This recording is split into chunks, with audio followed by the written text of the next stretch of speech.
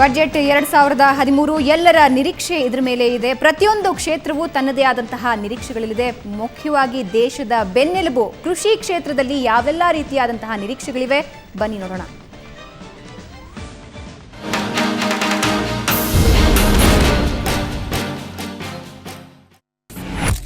ಈ ಸಾರಿ ನಾವು ಇವರು ಕನಿಷ್ಠ ಗೊಬ್ಬರಕ್ಕೆ ಸಬ್ಸಿಡಿನ ರಾಜ್ಯ ಸರ್ಕಾರ ಘೋಷಣೆ ಮಾಡಬೇಕು, ಗೊಬ್ಬರನ ಸರ್ಕಾರನೇ ಖರೀದಿ ಮಾಡಬೇಕು.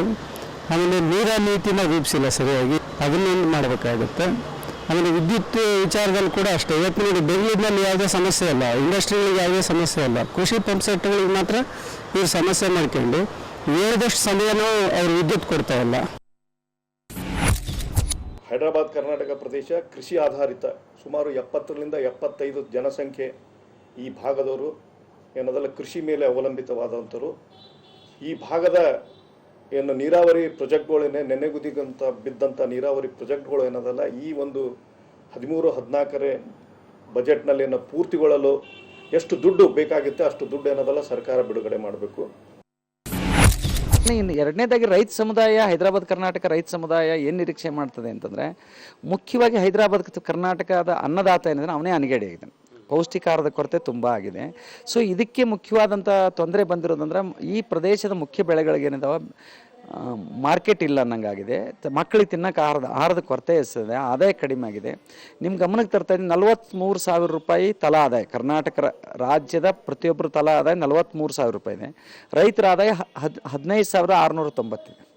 ಅಂದರೆ 27,000 ಬೇರೆ ಕರ್ನಾಟಕದಲ್ಲಿರ್ತಕ್ಕಂಥ ಜನರ ಜೊತೆಗೆ ಇದಕ್ಕೂ ಅದಕ್ಕೂ ಸುಮಾರು ಒಂದು 27,000 ರೂಪಾಯಿ ಕಡಿಮೆ ಇದೆ.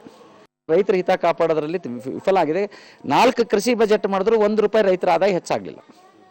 ಆದ್ದರಿಂದ ಈ ಬಜೆಟ್ನಲ್ಲಿನೂ 1 ರೂಪಾಯಿನೂ ರೈತರ ಆದಾಯ ಹೆಚ್ಚೇ ಆಗಲಾರ್ದಂಥ ಕೃಷಿ ಬಜೆಟನ್ನು ಅನ್ನೋಕ್ಕಾಗಲ್ಲ. ಆದ್ದರಿಂದ ರೈತರ ಆದಾಯ ಹೆಚ್ಚು ಮಾಡ್ತಕ್ಕಂಥ ಕೃಷಿ ಬಜೆಟ್ ತರಲಿ ಅಂತಕ್ಕಂಥ ಆಸೆಯನ್ನು ಹೊತ್ತಿದ್ದೀನಿ. ಎಂಥ ಬಜೆಟ್ ತರ್ತಾರಂತ ನೋಡೋಕೆ ಸರ್. ಮುಖ್ಯವಾಗಿ ಈ ಕೃಷಿ ಸಂಶೋಧನಾ ಸಂಸ್ಥೆಗಳನ್ನು ಹುಟ್ಟಾಕಿ ಈ ಬಯಲು ಭೂಮಿ ಅಥವಾ ಒಣಭೂಮಿ ಬೇಸಾಯಕ್ಕೆ ಬೇಕಾಗಂಥ ಎಲ್ಲ ಸಂಶೋಧನೆಗಳನ್ನು ಮಾಡಿ 1-2 ಮಳೆಗೆ ಮಾತ್ರ ಬೆಳೆಯುವಂಥ ಬೆಳೆಗಳನ್ನು ಬೆಳೆಯೋದಕ್ಕೆ ಹೆಚ್ಚಿಗೆ ಆದರೆ ಮಾತ್ರ ನಮಗೆ ಸೆಲ್ಫ್ ಸಫಿಷಿಯೆಂಟ್ ಆಗುವಷ್ಟು ದವಸ ಧಾನ್ಯಗಳನ್ನು ಬೆಳೆಯೋದಕ್ಕಾಗುತ್ತೆ. ಆಗ ಮಾತ್ರ ಈ ರೇಟ್ಗಳನ್ನು ನಿಯಂತ್ರಣ ನೀಡೋದಕ್ಕೆ ಸಾಧ್ಯ ಆಗುತ್ತೆ.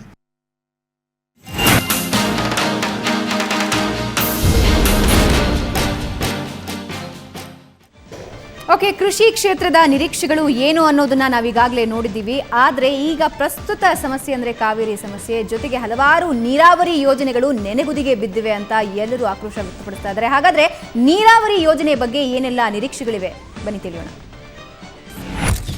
ನಾವೇನಂದ್ರೆ ನಮ್ಮ ಹೈದರಾಬಾದ್ ಕರ್ನಾಟಕದಲ್ಲಿ ಏನದಲ್ಲ ನೀರಾವರಿ ಯೋಜನೆಗಳು ನೆನೆಗುದಿಗೆ ಬಿದ್ದವ. ಅವು ಟೈಮ್ ಬೌಂಡ್ ಪ್ರಕಾರ ಒಂದು ಕಾಲಮಿತಿಯಲ್ಲಿ ಮುಗಿಸೋದೊಂದು ಕಠೋರ ನಿರ್ಣಯ ತಗೋತಾರೆ. ಮತ್ತು ತಕ್ಕಂಗೆ ಹಣ ಬಿಡುಗಡೆ ಮಾಡಬೇಕು. ನಿರ್ಣಯ ತಗೊಂಡ್ರು ಸಾಲದು. ಈಗ ನೀರಾವರಿಗೆ ಒತ್ತು ಕೊಡಬೇಕಂತ ಹೇಳ್ತಾರೆ. ಯಾವ ಡ್ಯಾಮಿಂದನೂ ಏನು ಈ ಏತ ನೀರಾವರಿ ಅಂತ ಮಾಡಿದ್ದಾರೆ, ಯಾವ ಸರಿಯಾಗಿ ಕೆಲಸ ಮಾಡ್ತಾ ಇಲ್ಲ. ಇಲ್ಲಿ ನಮ್ಮ ದಾವಣಗೆರೆ ಜಿಲ್ಲೆಯಲ್ಲೂ ಒಂದು 22 ಕೆರೆ ಏತ ನೀರಾವರಿ ಮಾಡ್ಲಿಕ್ಕೆ ಹಮ್ಮಿಕೊಂಡಿದ್ದಾರೆ. ಈಗ ಒಂದು ಅವಧಿ ಒಂದು ಅವಧಿ ಮುಗಿದ್ರು ಅದು ಆಗ್ತಾ ಇಲ್ಲ. ಅದಕ್ಕೆ ಕಾರಣ ಏನು? ಅದು ಕೂಡ ಈ ಬಡ್ಜೆಟ್ ಒಳಗಾದರೂ ಜಲ್ದಿ ಕಾರ್ಯರೂಪಕ್ಕೆ ಬರಬೇಕು. ಅದಕ್ಕೆ ಹೆಚ್ಚಿನ ಹಣಕಾಸನ್ನ ಒಂದು ಬಡ್ಜೆಟ್ನ ಒಂದು 25% ಹಣ ಆದ್ರೂ ಆ ನೀರಾವರಿಗೇನೆ ಮೀಸಲಿಡಬೇಕು ಅಂತಕ್ಕಂಥ ಒತ್ತಾಯನೂ ನಮ್ದಿದೆ.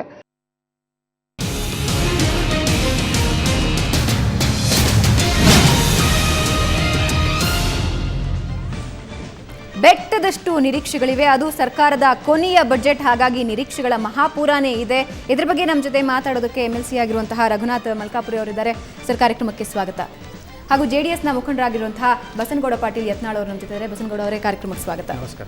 ಈ ಬಾರಿಯ ಬಜೆಟ್ ನಿರೀಕ್ಷೆಗಳು ಭರ್ಪೂರ ಇವೆ, ಅದ್ರ ಬಗ್ಗೆ ನಿಮ್ಮ ಜೊತೆ ಮಾತಾಡ್ತೀನಿ. ಸೊ ವೀಕ್ಷಕರೇ, ಅದಕ್ಕೂ ಮುಂಚೆ ಒಂದು ಸಣ್ಣ ಬ್ರೇಕ್ ತಗೊಳ್ಳಿ.